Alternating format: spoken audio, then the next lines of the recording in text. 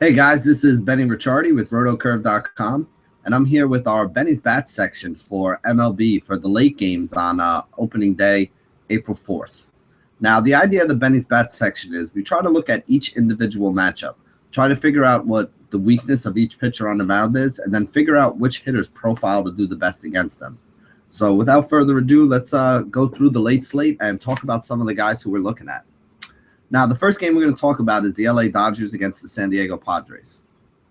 Clayton Kershaw is on the mound for the LA Dodgers. And the number one rule we have here in the Benny's Bat section on rotocurve.com is we don't target hitters against really good pitchers. And one of the guys who we don't target anybody against ever is going to be Clayton Kershaw. I don't care if he's pitching in Coors Field. I really don't care if he's pitching with his right arm instead of his left. This guy has been one of the most dominant pitchers in MLB for the last couple years right now. It's never a good idea to have a lot of exposure going up against a pitcher this good. If you want to take a flyer for a GPP, sure, I guess you can do that, but you're basically wasting money. Are the guys that you're going to get low owned? Yes, they're going to be very low owned if you're taking them against Kershaw. But you know what? He's been so lights out and he hasn't gotten lit up all that much that, maybe it works out for you. If he makes 35 starts this year, maybe he gets lit up in one, maybe two of them. And even in that case, Kershaw getting lit up could mean giving up like 4 runs over 7 innings, as opposed to some of these other guys who can give up 6 or 7 or 8 runs in 3 or 4 innings. Not somebody I really want to take any hitters against. Not that there's a ton of hitters on San Diego I want anyway on a normal basis, or guys playing in San Diego. Petco is not a very good hitter's park, not a place that you want to have a lot of exposure to. So basically nobody on San Diego here is going to be in play for me. Now, on the other side of this game, we have Tyson Ross. And Ross is actually a pretty decent pitcher. He struggled most with left-handed bats last year. Left-handed bats hit 256 against him. He had a whip of 1.50, although he did have a low home run rate, which I think has a lot to do with the fact that he does play in Petco, where this game is here today. So I would not expect a lot of home runs coming from the Dodgers, although I do think they can string together a bunch of hits and, make something happen that way. Now, as far as who we want to target against him, if he plays today, I think Corey Seager is somebody you definitely want to have some exposure to. This is the young shortstop that they brought up towards the end of last season. He had a 437 WOBA and a 259 ISO score in limited innings. He did flash a lot of power in the minor leagues. That's why people are so excited about him. He's a good left-handed bat. I'm not sure where he's going to be hitting in that order. I'm actually interested to see. If you remember, the Dodgers lineup last year changed on a basically daily basis. So it's going to take a while before we kind of get an idea of, how high up in the order they're going to hit him. I think eventually by the end of the season, this guy's going to be very high up in the order, but I don't know where they're going to actually start him out at the beginning of the season here. But I do think that he has some upside. I think he's in a pretty good spot. And again, he's a shortstop, so he fills a tough to fill position for you. Somebody you should definitely look at on the late slate or the all day slate if you are playing on DraftKings today. Also really like Adrian Gonzalez. He's probably the biggest left-handed bat that they have on that team. 360 WOBA, 230 ISO score. Definitely somebody that I want to have some exposure to today. A guy who's in a righty-on-righty matchup, which is actually not how we want to attack Tyson Ross. But, Turner was so good last year in righty-on-righty matchups that I considered him basically like I consider a lefty. So when the team was going up against – whenever his Dodgers team was going up against a right-handed pitcher – he was somebody who we talked about right along with the left-handed hitters that they have because he's so good in that reverse situation, righty on righty. There are certain guys that just see the ball better out of the hands of a right-handed pitcher, and Turner seemed to be one of them the way he played last year. Hopefully he still has a prominent placement up towards the top of that Dodgers order, and if that's the case in this matchup today, definitely think he's somebody we want to have some exposure to. Now, these next two plays aren't really based on numbers. They're more based on matchups and things that I'm looking at. With Andre Ethier out, I think we're going to get Carl Crawford starting in center field today, which also means that we're probably going to have Carl Crawford on top of that Dodgers order. So you put a left-handed bat up there against Ross, pretty good spot for him up on top of that Dodgers order. And remember, I said San Diego's not a good home run hitter's ballpark. Well, Carl Crawford's not a home run hitter. He's a guy that can hopefully get us a couple singles or doubles, maybe steal a base or two, score a couple runs. He's pretty cheap. I want to say he's only like 27 or 2,800 on DraftKings. Definitely somebody you should look at if you're trying to fit some big bats in there. if he's going to be on top of that order in a pretty good, lefty-righty hitters matchup. And again, we don't care that Pet goes a park that it's tough to hit home runs in because Carl Crawford's not really a home run hitter anyway. So that's not what we're looking for to get our points out of him. The other guy I guess you can look at is Chase Utley.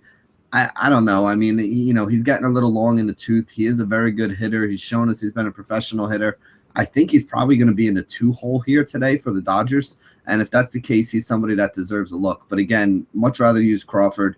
But if you need to save some money, guys like Crawford and Utley, left-handed bats going up against Ross. Ross struggles against left-handed bats. I think they're in a pretty good spot here. Toronto at Tampa Bay is the next game. We got the left-handed pitcher Drew Smyly going there. Right-handed bats hit 249 against him with a 126 whip, and he gave up 11 home runs in 51 innings. So basically better than a home run every 5 innings to right-handed bats. Now, here's the problem that I have. He's going up against Toronto. It is in Tampa Bay, which is, I guess, better for him than if it was in Toronto.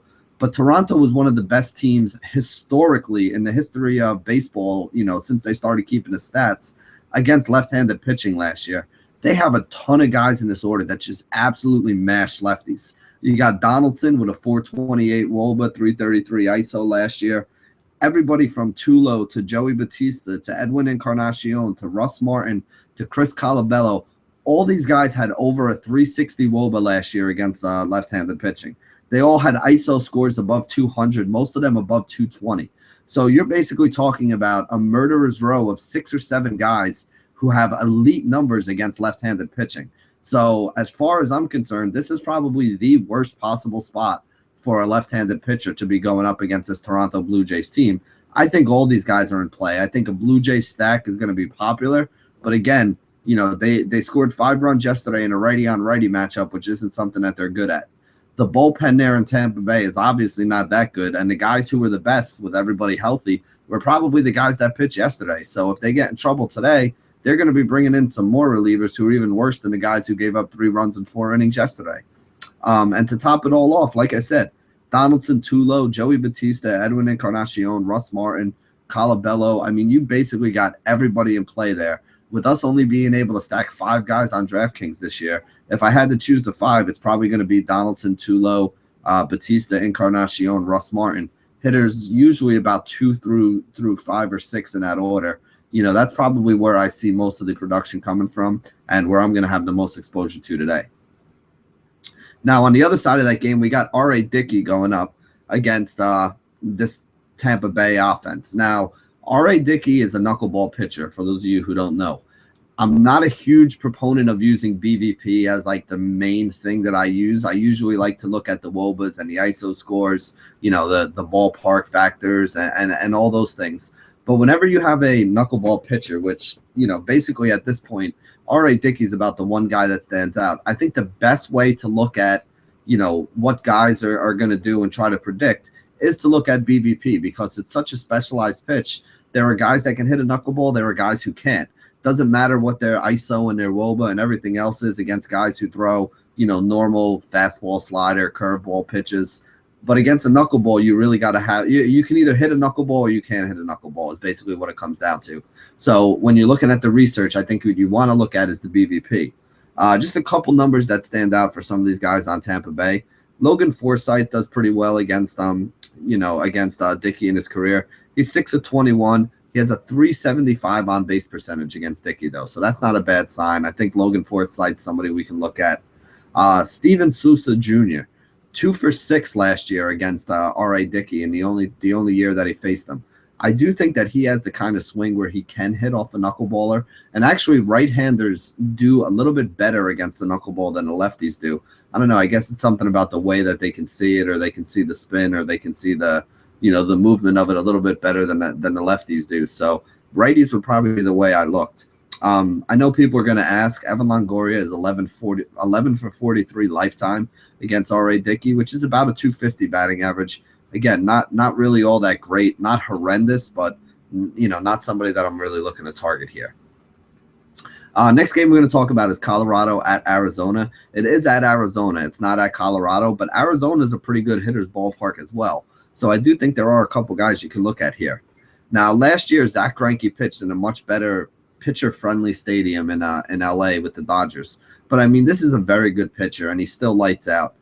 Last year, I think he gave up a 194 batting average to lefties, a 182 batting average to righties. So I guess lefties would be the way to attack him. There's quite a few on that, Colorado team. You can look at guys like, Cargo and Blackman up there up top. But honestly, again, Greinke's not really a pitcher I want to target a lot of guys against. I know people are saying, oh, well, he's got the big park switch. Yeah, he did have the park switch. I agree with you. He's not pitching in as good a pitcher's park, but he's still a very good pitcher. So it's not somebody that you want to have a lot of exposure to on the other side. Now, he's going up against Jorge De La Rosa. De La Rosa is somebody I want to have a lot of exposure against. De La Rosa is a lefty. Right-handed batters hit 249 against him, had a whip of 1.40 against righties, gave up 14 home runs in 114 innings. So not a ton of home runs, but definitely a little bit of an elevated level there.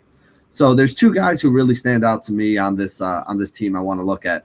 You're hearing a lot of people talk about Gene Segura up top. If he's cheap on whatever site you're playing on, I guess he's an okay play. I don't love him as much as other people do this season. I'm taking a wait-and-see approach. I do like the fact that he's up on top of that order and has some big bats behind him, but, I don't really think he's kind of like a must-play like some people do.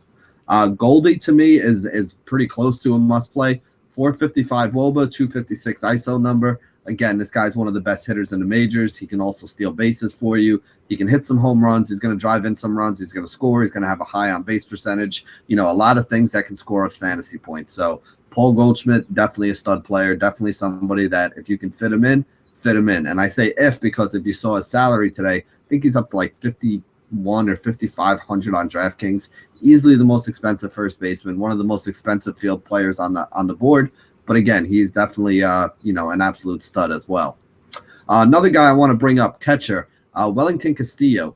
Does not have a great WOBA at 346. His batting average is usually a little low, but he's got a ton of pop. 254 ISO number. He's a guy that hit a lot of big home runs for us last year. Somebody who we affectionately call Beef because his first name is Wellington.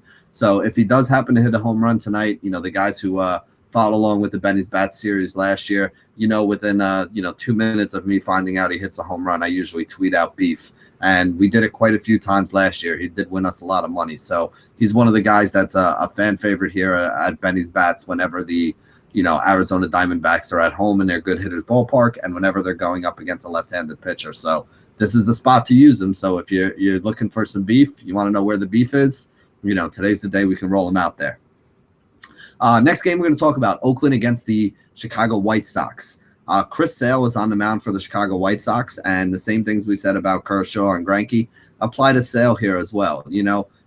I'm not really taking any guys going up against him. He's a high strikeout pitcher, left-hander. He has that good fastball, has that sweeping slider. He's been striking guys out for a number of years right now. So if you want to go with some of these Oakland bats, I guess you want to take some right-handers against them, but I'm not looking to take anybody against Chris Sale. I'll just move on and try to attack some of the other pitchers. Sonny Gray is going up on the other side. Left-handed hitters only hit 208 against them with a whip of 1.08. Right-handed hitters hit 226 against him with a whip of 1.08.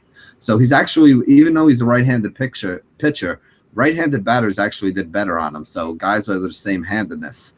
Now there is somebody on the Chicago White Sox who is somebody who actually does better in same-handed matchups, righty-on-righty matchups, and that's Jose Abreu, who also happens to have the highest WOBA and the highest ISO on the team against right-handed pitching. He had a 384 WOBA, 240 ISO score against right-handed pitching. So righty-on-righty matchups is actually what Jose Abreu likes best.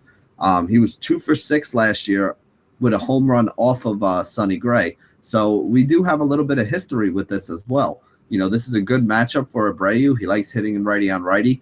Sonny Gray struggles a little in righty-on-righty situations, and Abreu already tagged him for a home run in only 6 at-bats with 2 hits last year. So I definitely think Abreu is somebody that could be a sneaky option. I don't think a lot of people are going to be on that you can look at. He's home in his Chicago White Sox. It's actually a pretty good hitter's ballpark, definitely much better than if this game was being played in Oakland. So I think Abreu is somebody you want to look at. He's actually one of my sneaky tournament plays for the day who I think can get you a home run and be pretty low owned and help you win a tournament. Now, the next thing I want to look at here, Chicago Cubs against the Los Angeles Angels. We got Jake Arrieta going for the Chicago Cubs. people don't consider this guy a stud, but he was last year. In season-long drafts this year, he's basically been like the third pitcher off the board after Clayton Kershaw and Max Scherzer. That puts him ahead of quite a few other people. Well, I was actually surprised at how good his numbers were when I looked him up for the segment here. Left-handed batters only hit 159 against him last year. He is righty. Right-handed batters hit 207 against him, and he only gave up 7 home runs to right-handed batters in 119 innings pitched. So, I guess righty on righty matchup is really what you want to look at here. Mike Trout, Albert Pujols are both guys that historically do pretty well in righty on righty matchups. But Arrieta, with the numbers that he put up last year, I don't know if he can keep that up. I don't know if he's really this good. But if you look at the numbers that he put up last year, he was dominant. So I'm not really looking to take a lot of guys against him here either. Like I said, Trout and Pujols in righty on righty matchups are about the only two. Pujols actually hits better against right-handed pitching. Trout pretty much hits everybody, but he does well against righties, as well. So I guess those are the two guys you can take. But do you really want to take a superstar going up against a stud pitcher? Maybe you get him at a little bit of a lower ownership, but I really don't think it's a great spot where I would want to roll these guys out in the cash game. On the other side, we have Garrett Richards. Left-handed bats hit 226 against him last year with a 1.19 whip, and right-handed bats hit 241 with a 1.30 whip and 12 home runs in 93 innings. So really the righty on righty matchup is kind of the thing that you want to look at going up against Garrett Richards as well. Again, a 226 batting average with a 119 whip. It's not all that great either. So I think you can look at the lefties as well. Now, righty on righty, the best guy that they have on the Cubs is Chris Bryant. 377 WOBA, 215 ISO score. Again, Richard struggles with the right-handed batters. I think Chris Bryant's in a great spot here. He's actually one of my favorite plays on the day. I think he's like 4,500 over there on DraftKings, so I'm definitely going to have some exposure to him. Now, other guys we can look at, you got Anthony Rizzo, 384 WOBA, 255 ISO against right-handed pitching, so he's somebody you can look at. Kyle Schwarber, 407 WOBA, 258 ISO against right-handed pitching. He's in play. And then Jason Hayward, who they just brought over, had a 258 WOBA and a 169 ISO score against right-handed pitching last year. And he's probably going to be slotted in front of Rizzo and Bryan and Schwarber in that lineup. So I think you got a pretty solid group of 4 or 5 bats there that you can look at. Again, Richards is not a horrible pitcher. He's kind of solid, but he's going up against a very good lineup here, and he does have some struggles. So I do think that some of these guys could wind up putting up a big game against them. And that's it. That wraps it up for the 5-game late slate. Thank you guys for joining us here at rotocurve.com for the Benny's Bats section. We'll be bringing you this every day throughout the baseball season, so make sure to bookmark the page and make sure to subscribe, and make sure to go over to rotocurve.com and sign up for a free account if you don't have one already. There's always people in the chat room talking about plays, talking about the games, talking about the matchups, so you get a lot of help when you're trying to build your lineups over there. Thank you guys for joining us here at rotocurve.com, and as always, stay classy, DFS.